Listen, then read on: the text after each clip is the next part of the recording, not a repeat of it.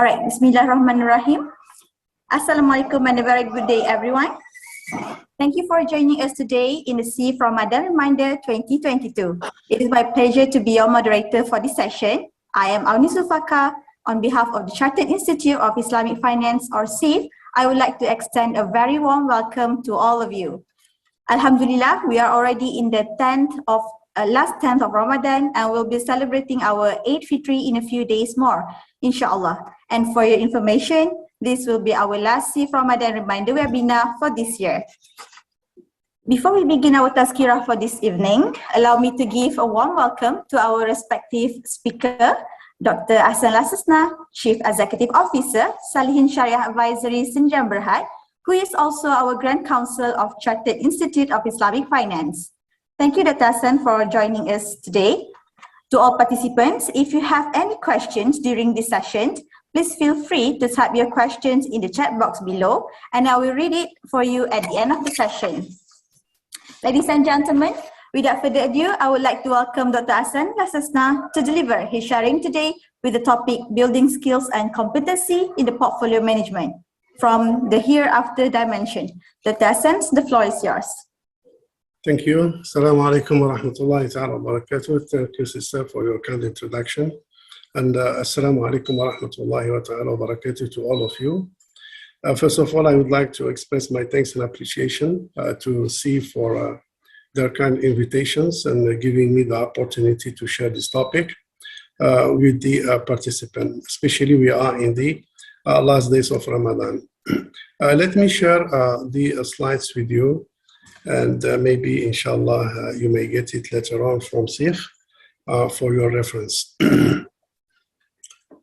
So basically, the topic would like to is my voice okay? Is that okay? Yeah. So the topic I would like to share is building skills and competency in portfolio management. And we are, of course, focusing on the hereafter due to the environments of being in Ramadan, and also to do the shift of the focus and the shift of the objectives, as we are living in two worlds. So the other world deserve some attention and focus as well.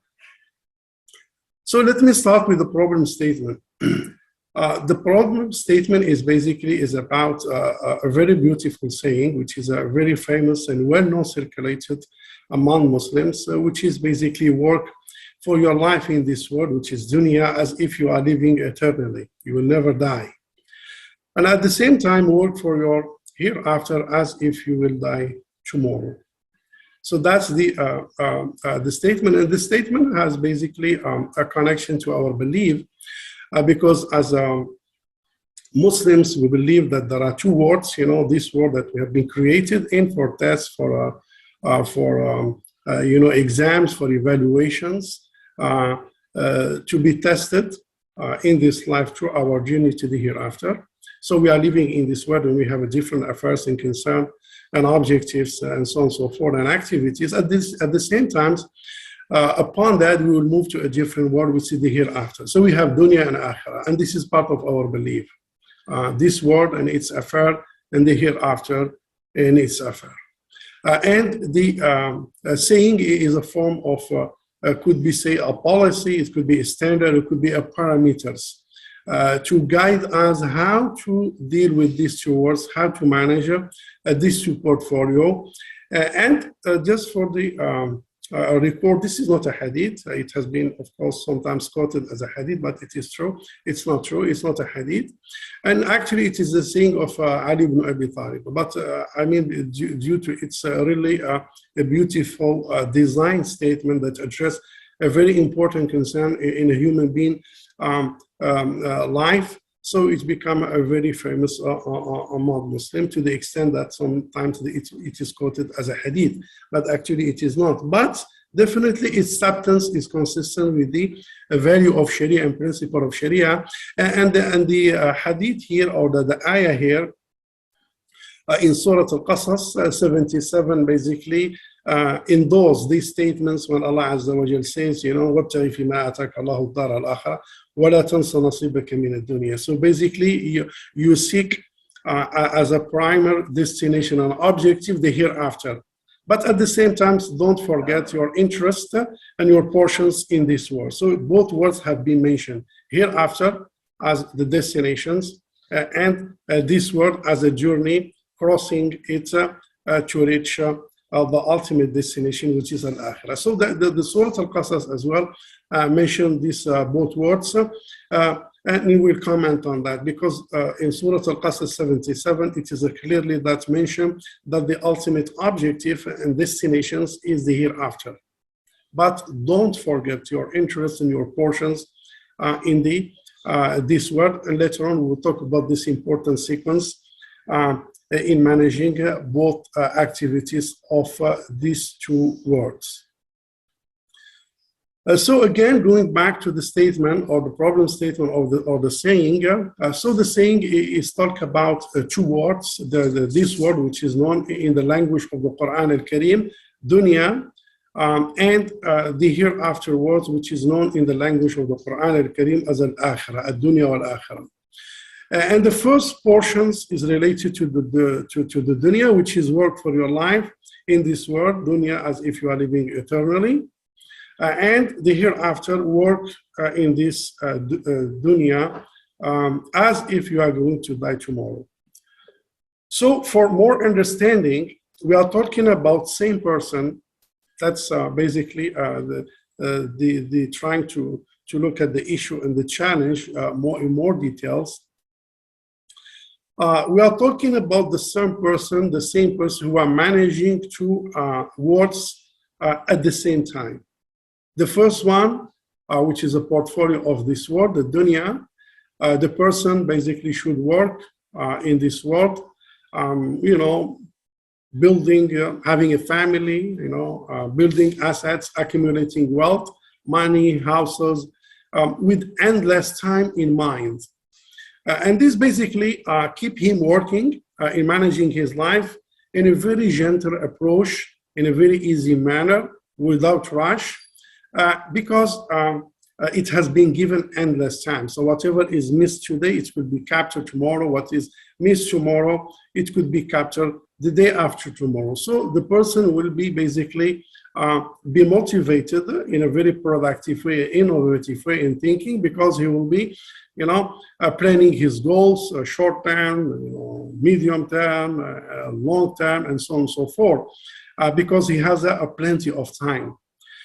So that's again a message that this portfolio is not, it doesn't have a priority in the sequence of the equations or in the problem statement. Now, at the same time, the other portfolio of this person, he will be working in this life as he's going to die tomorrow. So if someone tells you, you are going to die tomorrow. So what's or before that, if you go back to the first portfolio, if someone tells you, you are living here eternally, so what you are going to do? Of course, definitely you will take your own time and plan at your own sweet pace. But the second one, if someone tells you, you are going to die tomorrow, what you are going to do? Well, basically, you may tell him, well, I will stop everything, I will resign, I will just take the Quran, lock the door, and keep reading the Quran, do the ibadah until the day tomorrow will come, and I will die accordingly. And this is wrong answer. Why this wrong answer? Because we are talking about a person who is also indulged in the daily life activity of this world. But at the same time, he's ready for tomorrow. Here, the puzzle of these statements, it is not to choose between the two. It's to live with the two. So that's the challenging part. So if you choose one, it will be easy to choose. And according to that, so you just maximize your activity in one portfolio. But the statements and the parameter set is that you have to what's so-called indulge and engage in both portfolio at the same time. Meaning you don't go at home and lock the door and read the Quran. No, you are on the ground, in the market, working, doing business, having maybe meetings, having It depends on what you are working. Maybe you are teaching, you are a consultant and doing your own activity. At the same time, that person who is on the ground doing his business, running here and there, is going to die tomorrow. So how is handled? The other portfolio. And here basically this kind of what's so-called message in mind will make him basically a person close to Allah subhanahu wa ta'ala, will make basically him actively doing a quality deed performance like praying, recitation of the Quran, seeking forgiveness from people, from Allah, repent to Allah, and so on and so forth, because in his conscience, in his mind, he may die tomorrow. So that's basically, so the statement is trying to create a state of environments in the mind of the human being, and a kind of a status for the Muslim how to behave in this life, whereby he has two interests, two objectives in his mind, serving the interests in the affair of this world, at the same time serving the interests of the hereafter in the same time limit, but through what's so-called a different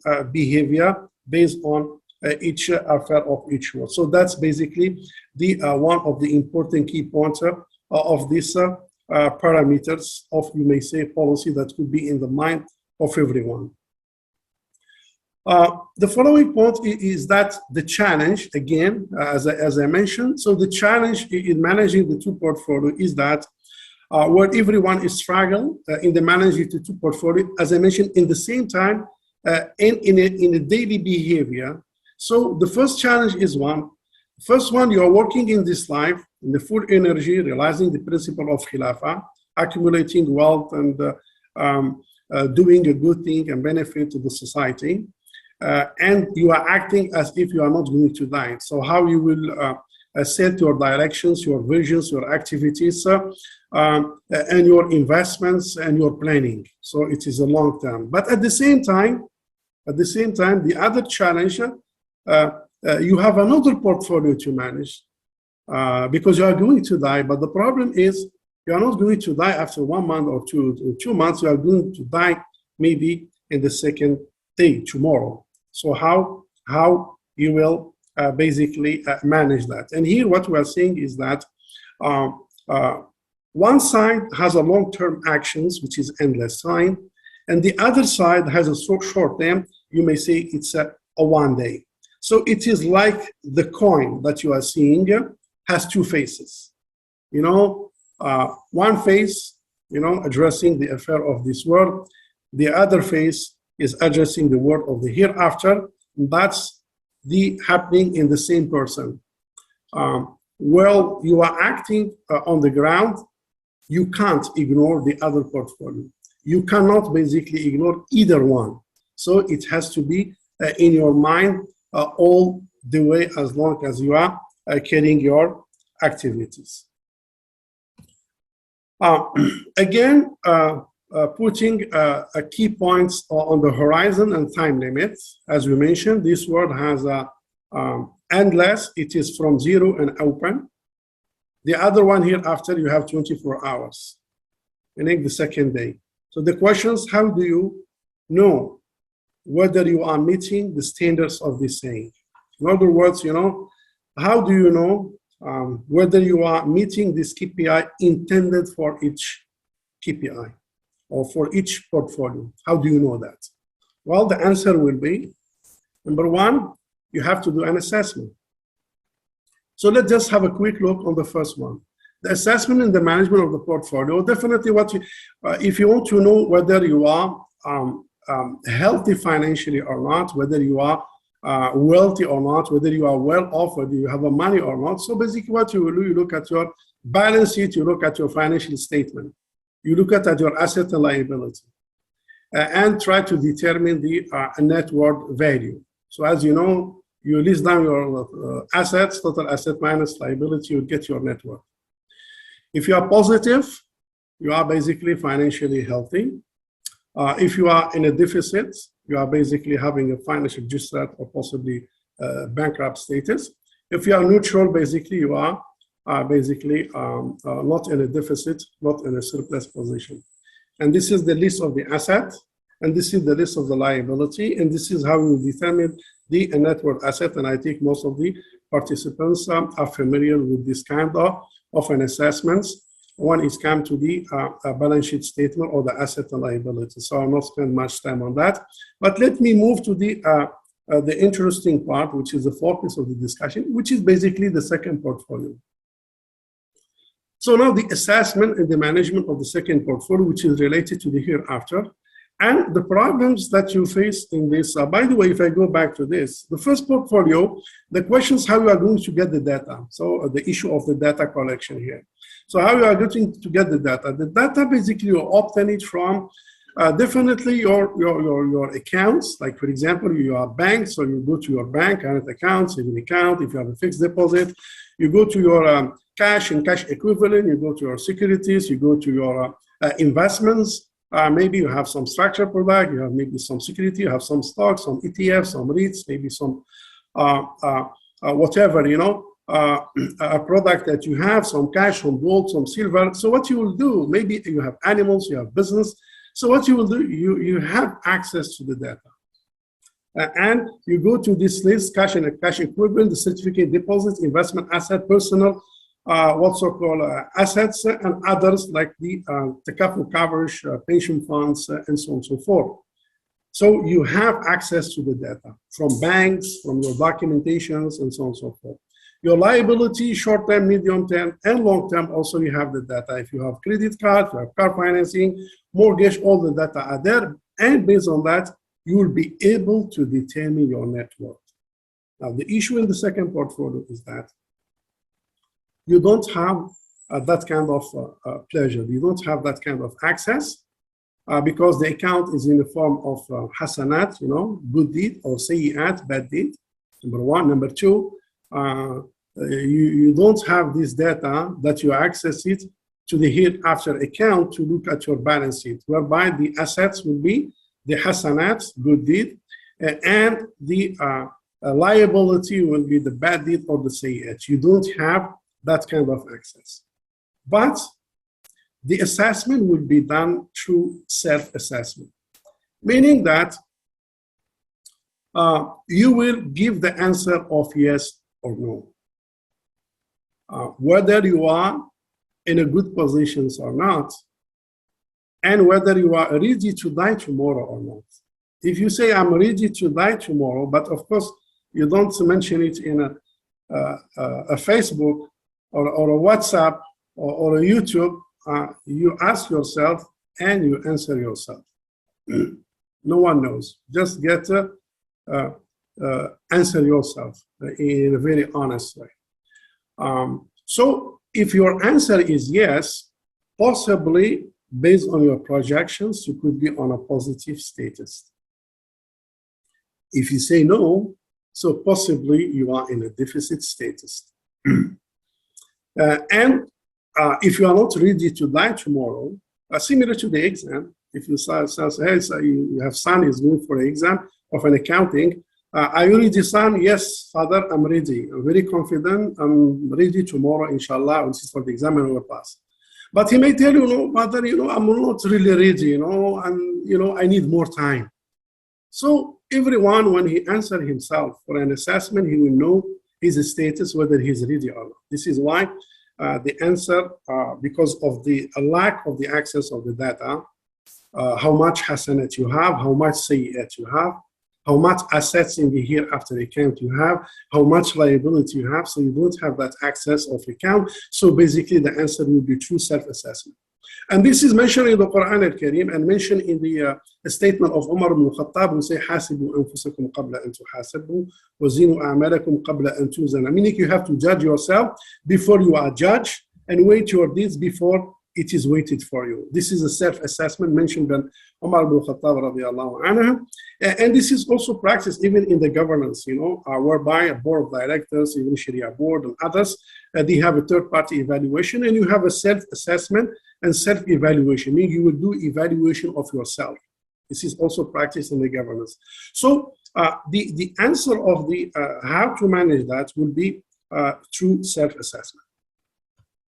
Now, moving forward, when we talk about the self-assessment, again, how to detect the deficit positions of your hereafter account. Here, basically, there is an indications about that, and as we mentioned it, is whether you will be able to answer yes or no. Which means that if you answer yes, possibly you are in a surplus positions. And if you say, well, no, I'm not sure, I don't think so, I'm ready, so possibly you are in a deficit position. That's number one. Number two, the timeless in case, like your son tell you, father, I'm not ready for the exam, then you'll ask him how many days you want. I need 2-3 days, to get ready. So same questions here. How long do you need to improve your confidence level that yes, I'm ready to die tomorrow. Yes, my portfolio in hereafter status is a positive. Possibly positive. It is always projection and expectation. It is similar to musharaka and mudaraba in Islamic finance. You cannot determine fixed return, so you just project it. It's the same here. You cannot have a fixed answer, but it is a projected. Now, you have to as I mentioned, to know how much time you need to close the gap. And also here,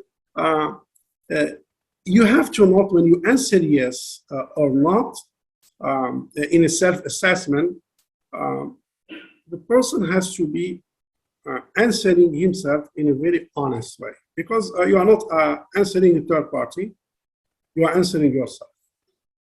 You're answering yourself whether I'm ready or not. So everyone ask himself an answer.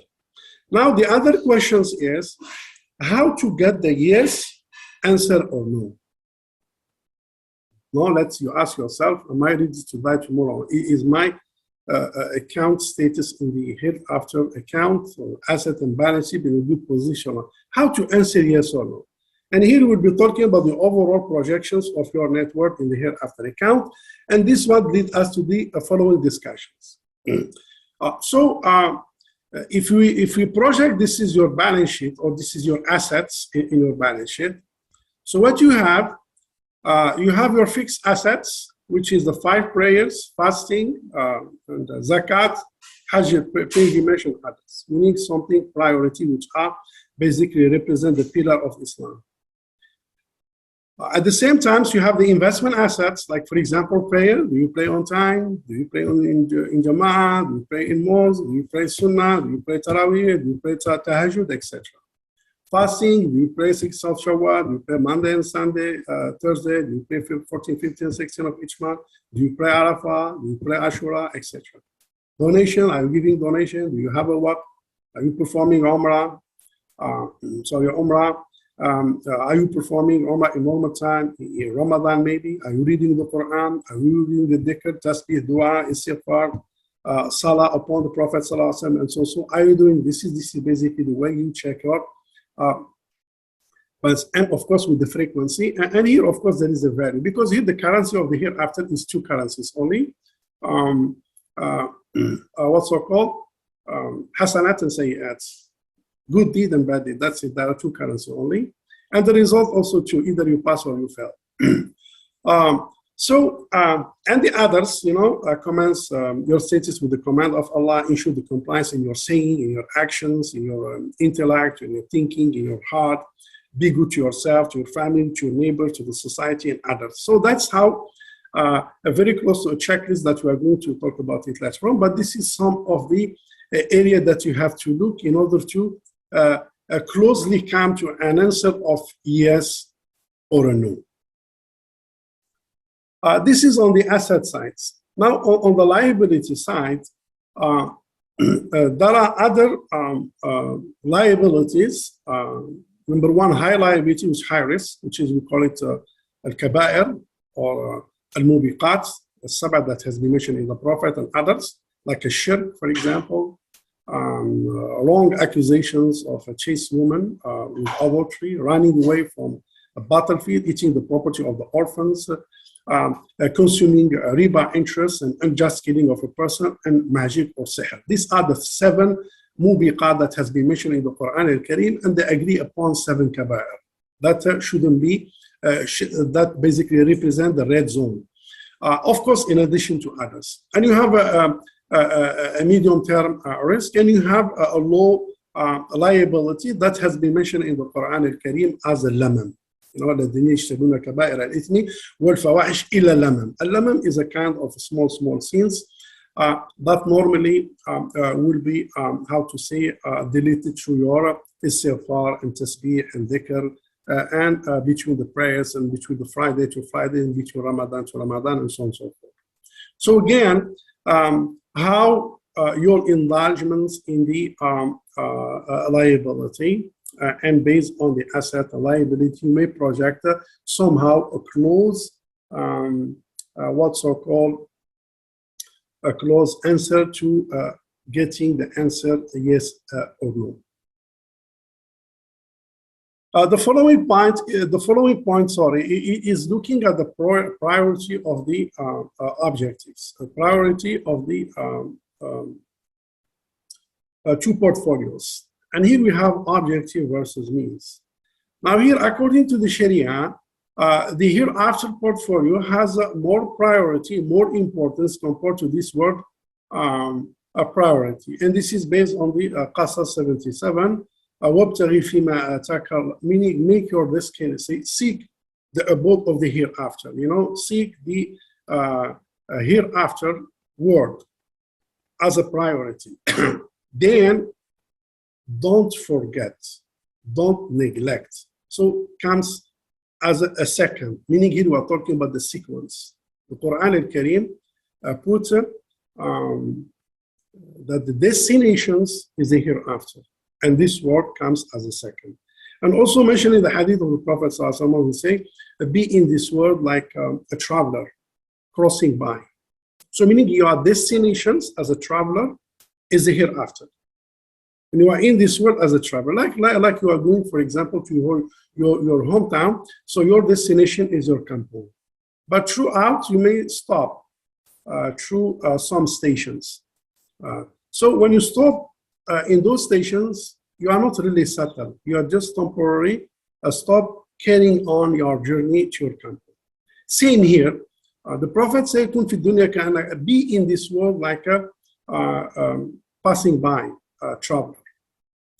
Meaning that your destinations that you are heading it is the hereafter, is the akhirah. But of course, in order to reach there, you have to cross this dunya, and that's where you take part of the enjoyment of this life within the command of Allah subhanahu wa ta'ala. However, the issue that we have and we are suffering from due to the nature of a human being creations is that we always will be interested to cultivate the asset related to this world on the expenses of the assets related to the hereafter. We always mix up the sequence. So the dunya become a destination, and this world become an objective, and the akhirah, we just sometimes remember it. So meaning that our prior focus, maybe 80% of our focus is the interest of this world. Maybe 20% touch and go sometimes with the akhirah. Whereby the right sequence is the opposite. The priority in the focus should be the hereafter, and our lives, our wealth, our work, our activities as a means to achieve that final destination. So that's the problems of mixing up the sequence and the interest, and as a result of that, so what we will do, we'll be focusing more on the interest of this world, on the expenses, on the hereafter. And also, the shaitan, the devil, always trying to disturb the sequence and priority and the thinking and making the asset of the world as an objective versus the asset of the hereafter as a means. We always try, even sometimes try to make you neglecting the interest of the hereafter. That's basically what's called the shaitan, which is one of the enemy of a human being. And in this case of this kind of mix-up, if it's happened, it will lead to a chaos, a wrong directions, and end up with a total loss of the person. Because you're not following the commands of Allah, he will be basically just what's called seeking the interest of this world, and we're blind, that looking at the hereafter until he finds himself basically to an end of his life. Now, because of this issue, there are wake-up calls through various stations in the human being life. And here we're talking about the major stations of Sharia. The Sharia put a daily activity to keep the sequence in the right way and to make you a reminder why you are here, why you are created, what you are doing, where you are heading. Look back at your two portfolios by having station. First station is a daily station, which is the 5 days prayers, and it comes from early morning. Like in Malaysia, it's at 6. So from 6, basically the call reminder started. Then you start moving and doing business. Then the call of Dhuhr comes in. Then you carry on your activities. The Asr comes in as another call. Then the Maghrib and the Isha. So it is distributed into 5 stations, similar when you are driving from here to Johor Bahru. So basically, maybe the fuel is not enough to your full destination. There are stations to do the fuel in your car to keep the journey on. So here also there are stations, to put your thoughts back to the right directions, to make you a reminder, what you are doing here, because at the end of the day, you are going to pray. Why you are praying, for whom you are praying, what's the objective of praying, so what's the purpose of praying, well, what you say in your praying, what you say in your sujood. And so that's basically a call, reminder. Now, if these are daily activities, in addition to that, there is another weekly station, which is a Friday prayer. Again, it is a compulsory stop that you go to the mosque. Sometimes you do the Friday 5 prayers, but because of some circumstances, you may pray alone, or you may pray in your office or whatever, and you are not able to reach the mosque. The Friday prayer comes to make stop, a break, total break. Here, everything stops. It's a compulsory push to create a gathering and listen again to the message of Allah, to make another reminders. So to put back the priority in order and to make up a wake up call on how, to what extent, basically, you are managing well your 2 portfolios. Now, in addition to this weekly station, there is a yearly stations. Yearly stations, number 1 in Ramadan, which is one of the huge stations in the year, but alhamdulillah, we are living in this Ramadan, and we are blessed that we are still alive and also fasting the last 10 days, where there is Laylatul Qadr in these 10 days also, which is more valuable than 1,000 months, which is equivalent to 84 years, how valuable it is with the blessings. So another stations, with the fasting, with the Taraweeh, with the Tahajjud, with the Qiyam, to make another stations and pick up another energy and to put back the sequence in the proper order and reset your directions, your objective, your missions, your visions. Do again your self-assessment, where you are heading, and so on and so forth. Of course, in the yearly stations comes also Al-Hajj, which is another important stations that comes for people who perform the trip to the Holy Land and go to that's another huge stations that again put things back in order. The other stations are the voluntary activity. These are 1, 2, 3 are compulsory activities. You don't have a choice, but you have to stop. Because sometimes Sharia have a check and balance. Sometimes it gives you the flexibility, but in some area it make it fixed for you to make a forced stop. So to make a forced wake up call.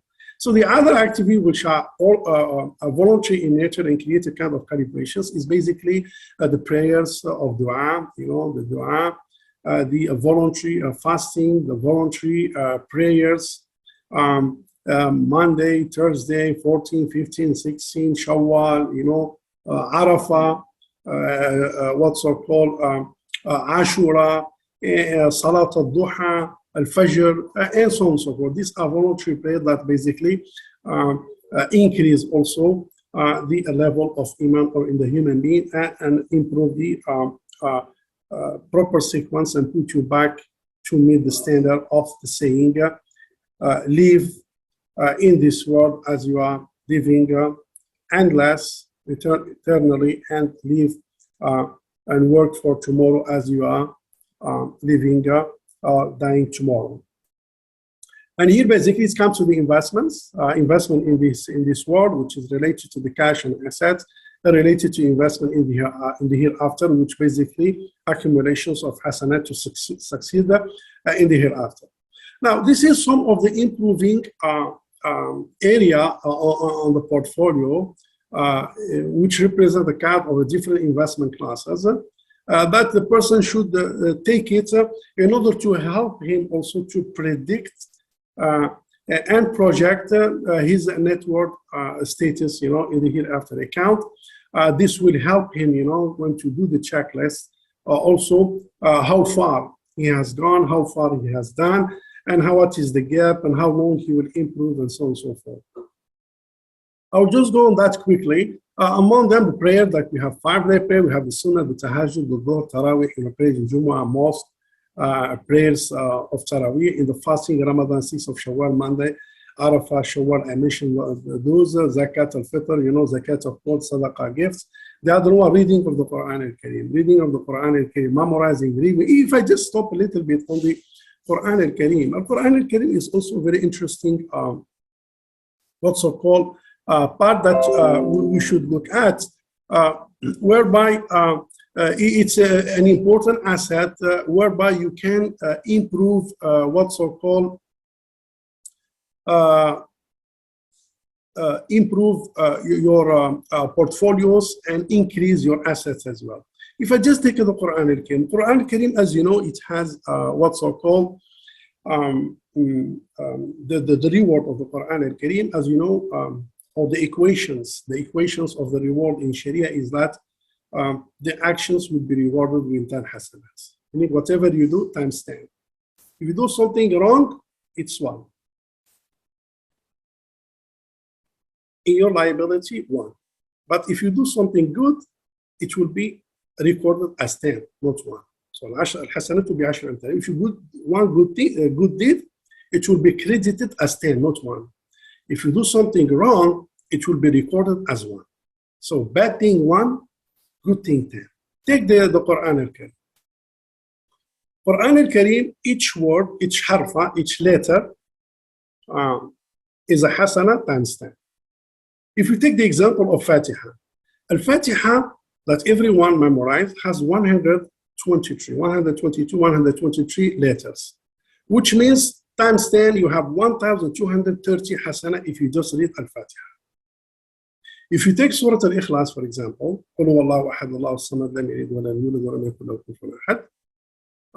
which has 47 letters, times 10, you will have 470 hasana recorded. Now, if you take one line in the Quran, it has 40 letters, times 10, you have a 400 hasana if you read one line of the Quran. Now, in one page of the Quran has 15 lines, meaning 40 times 15, you will get around 600 hasana, times 10, which is the equations, you get 6,000 hasana in reading one page. Now, if you are very ambitious to make 1 million hasana, you just read 167 pages, you will cross 1 million. Now, if you are able, for example, in the Ramadan to finish the whole Quran, which the letters are 323,671, if you times them, you cross 3 million. Meaning that if you finish the Quran al-Kareem, you cross 3 million hasana. So that's the checklist, and that's when you perform basically good deeds and the hasanat and so on and so forth, and all this pahara, it will be reflected in the numbers in your assets, in your balance sheet, then as a result of that, if you keep on doing the activity, typically, you are increasing and boosting the value of your assets.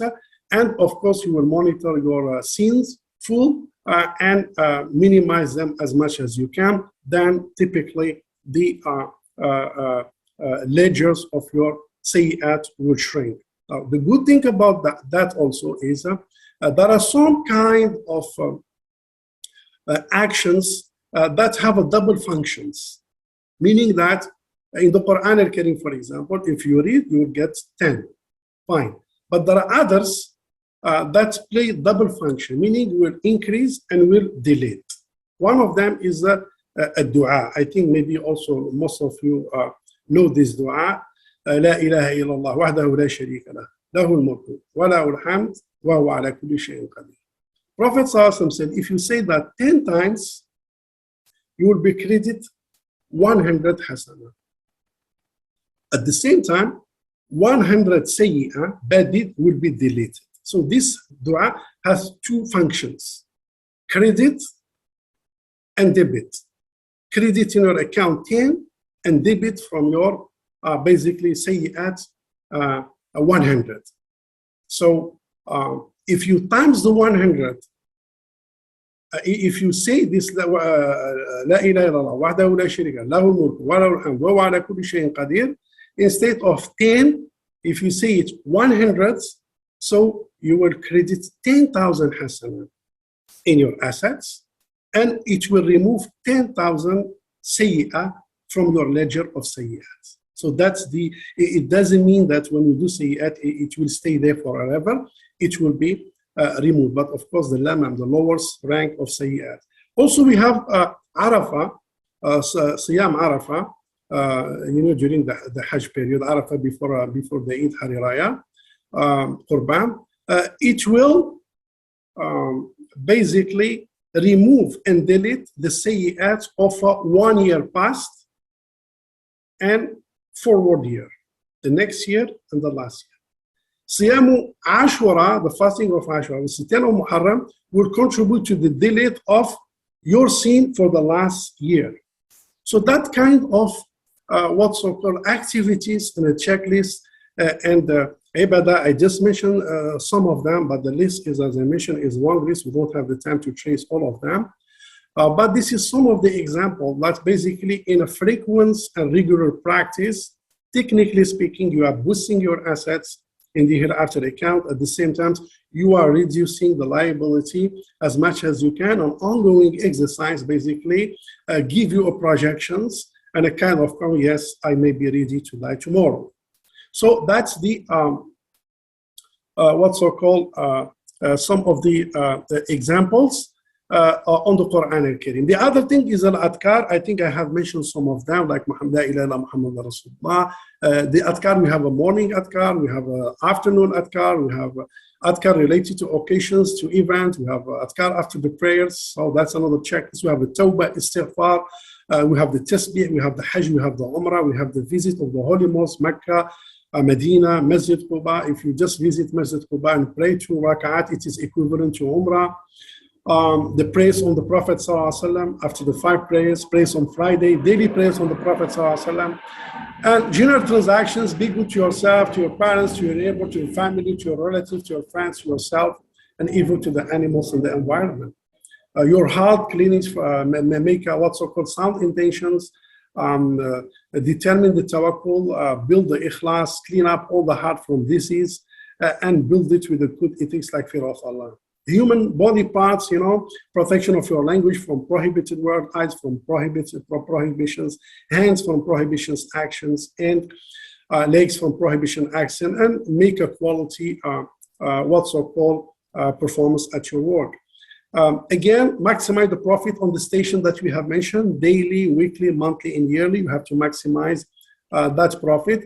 And in your wealth, you have to look for permissible wealth acquisitions, permissible accumulation of wealth, permissible investments, permissible spending and distributions, observing zakat on your wealth, donation, sadaqah, contributing to the waqf right obligation on your wealth, and also observing rights of others. So this is a kind of a checklist at the same time.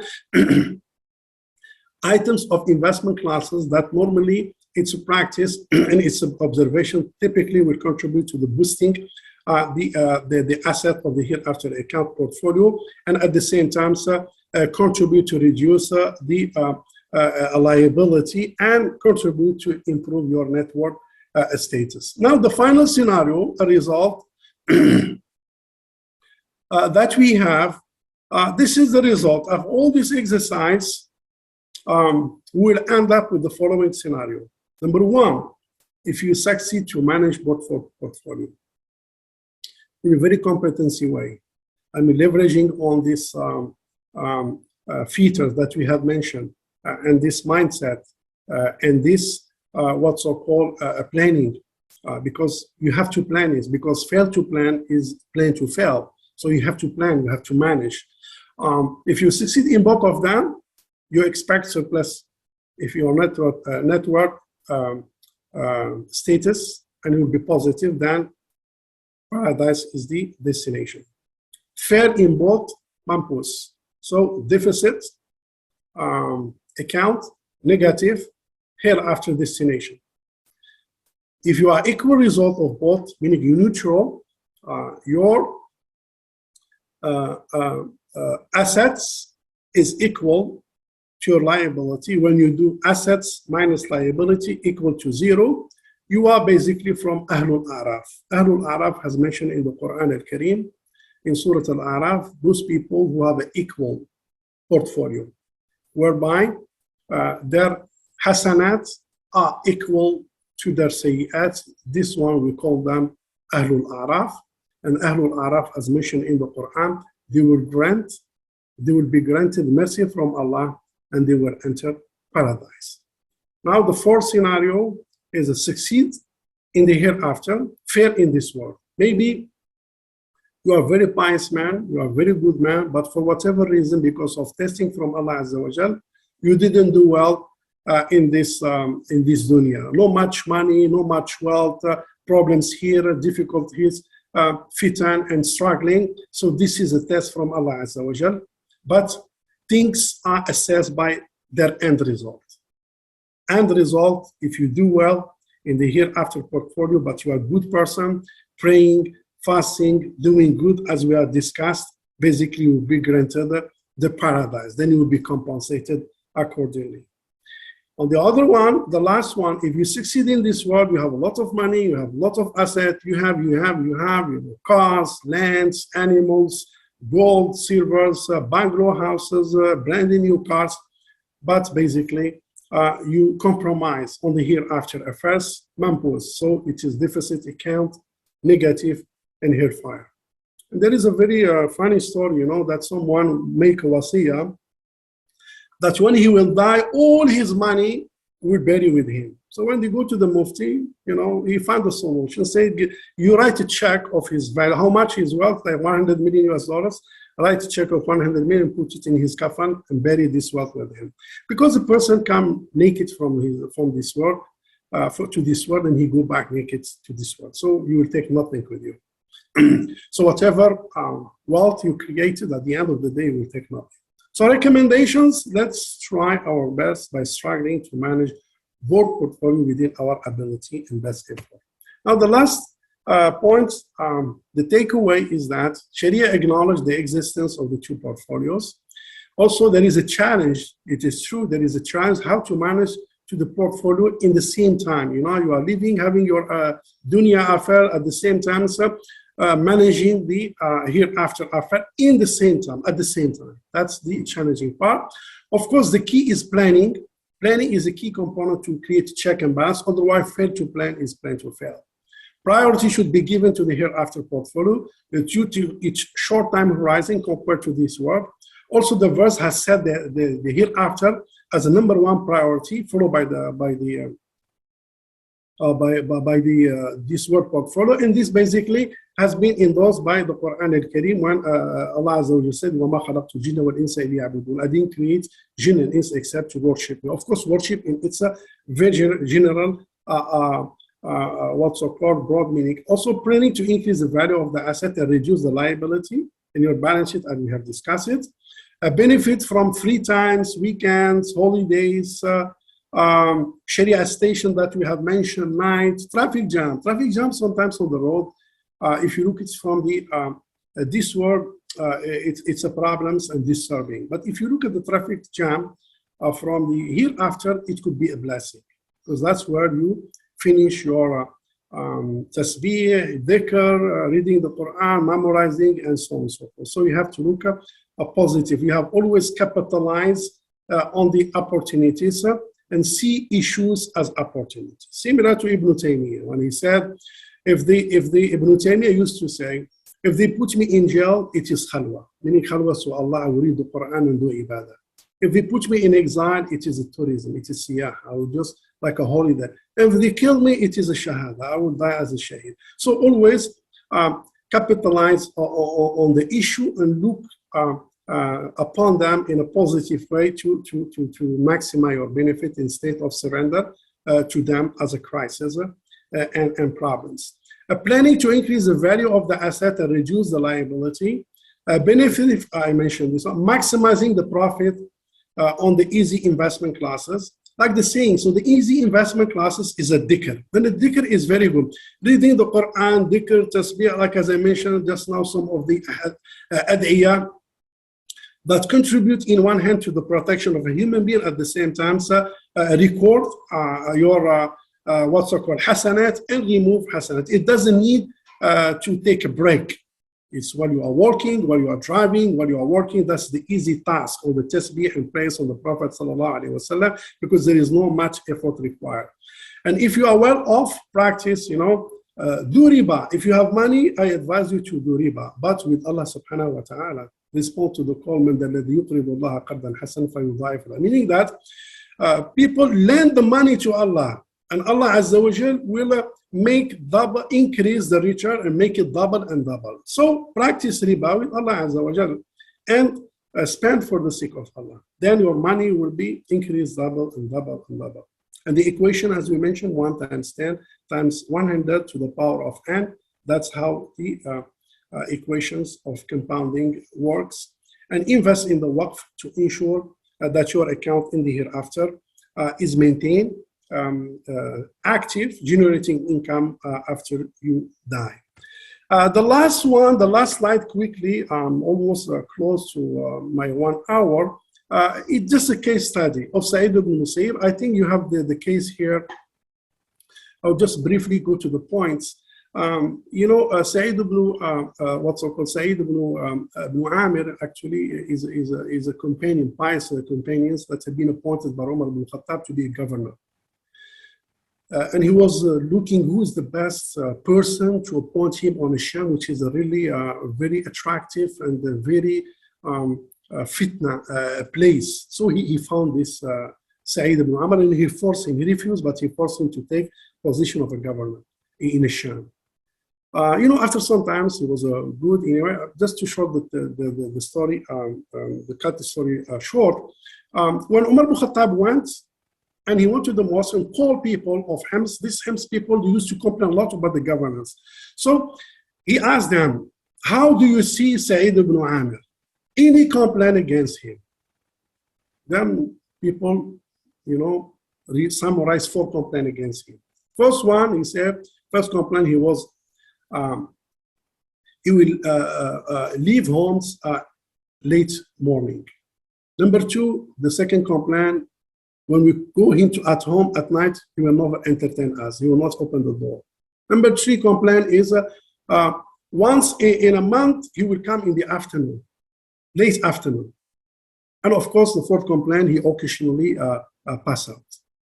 And Umar ibn Khattab was a bit worried, because this is a selection of Umar ibn Khattab to appoint him as a governor, because he wants to select someone that he cannot be easily influenced by this fitan of dunya.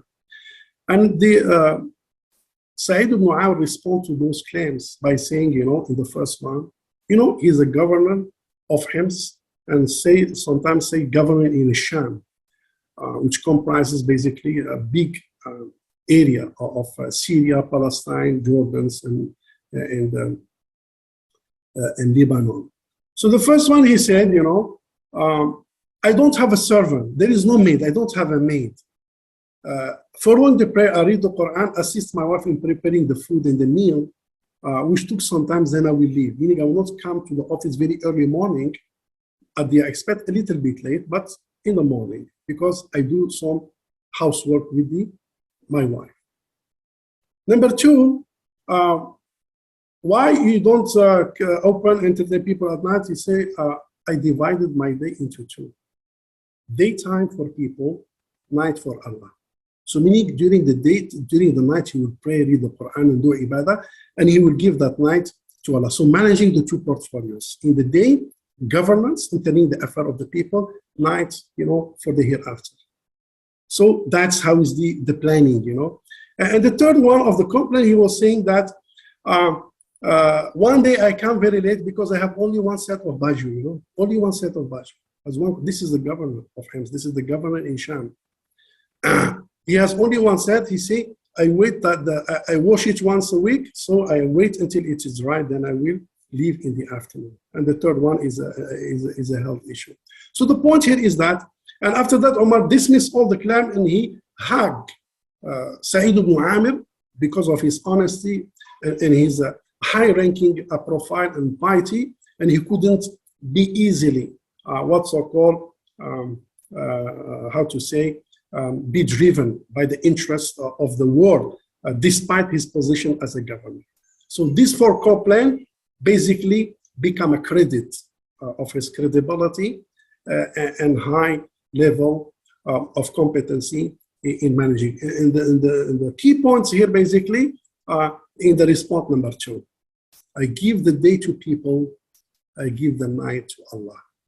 So day is this word management's night is my hereafter. I have to cultivate that and secure my interest with that. Thank you very much. Assalamu alaikum wa rahmatullahi ta'ala wa barakatuh. And if there is any questions, I'll be happy to take it. Wa alaikum salam. Thank you so much, Dr. Ascent, for very valuable sharing just now. I have a question here, if you mind. So yeah. Other than the investment classes as stated in the Quran, as you mentioned just now, so what are other types of investment or maybe simple actions that are worth for us to maybe do it every day for us to benefit both dunya and akhirah? Maybe sometimes there is a simple actions or habits that we used to mislook or underestimate, but actually can give us like a very big reward. Yeah, I think the very easy one, as I mentioned, is the adkar. That's the very simple one. As I mentioned, if you just say La ilaha illallah wahdahu la sharika lahu mulku wa hamduhu wa ala kulli shay'in qadir 10 times will be credited 100 hasana. Remove 100 what's called sayyah from your portfolio. You do feet 100 times, basically we're talking about 10,000, and you can multiple the exercise. So the dhikr, and there are adkar sabah and dhikr of morning, dhikr of after the dua, all these basically are, it doesn't need what's called time, doesn't need, for example, take a break. It's while you are driving, while you are walking, while you are even sometimes working. That's the easy and simple type. And that's why in the Quran al-Kareem mentioned, وَاذْكُرُوا اللَّهَ ذِكْرًا كَثِيرًا, meaning you have to make a dhikr a lot because it's an easy task. Maybe other things, to go to Hajj, to go to Umrah, or maybe to do Arafah, you have to wait until the Arafah comes or Ashura comes. This is a practice on a daily basis. So I urge to just at least subscribe on the very simple investment class as a beginning, which is keep the dhikr all the time, along with the prayers on the Prophet Muhammad sallallahu alaihi wasallam. So inshallah, I think that's all for the question for today. Ladies and gentlemen, we have come to the end of our session. We would like to extend our gratitude to our speaker, Dr. Ascent, for the very, very informative and interesting sharing. I can conclude that each of us, actually, we are bounded to have the 2 portfolios like Dr. Ascent just shared in order for us to make a paradise, a Jannah, as our final destination. So inshallah, I hope all of us today will be benefited from the knowledge shared by our guest speaker. We really hope to meet all of you again in our next webinar, inshallah. So for those who just joined us today, don't worry, we will have a full recording during this session. So we will share the full recording through your email.